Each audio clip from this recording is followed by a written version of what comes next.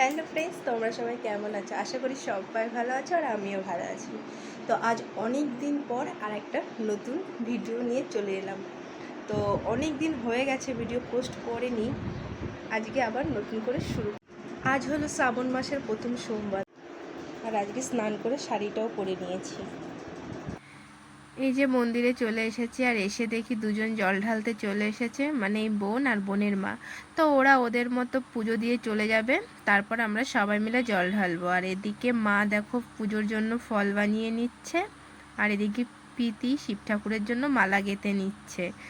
আর এই যে মা সব ঠাকুরের পা ধুয়ে সবার পায়ে তুলসী পাতা দিচ্ছে। এবার সবাই মিলে আমরা জল ঢালবো।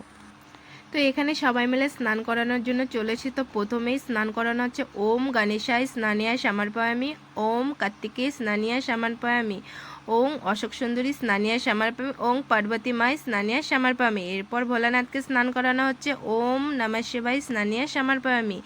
এদিকে নন্দী মহারাজকে স্নান করানো হচ্ছে ওম নন্দী মহারাজ স্নানিয়ায় সমর্পয়ামি।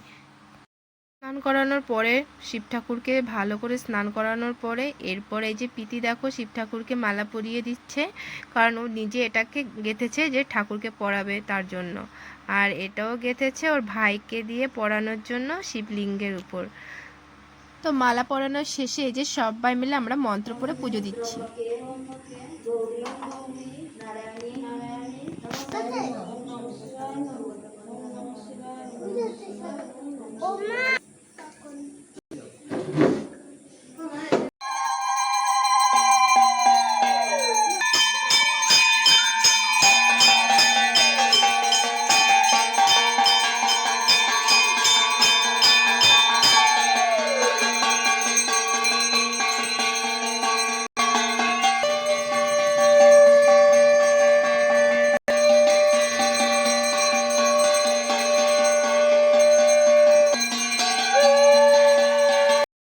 আজ প্রথম সোমবারে আমরা সবাই মিলে এইভাবে পুজো করেছি। তো ভিডিওটা ভালো লাগলে আমার পেজটিকে ফলো করো।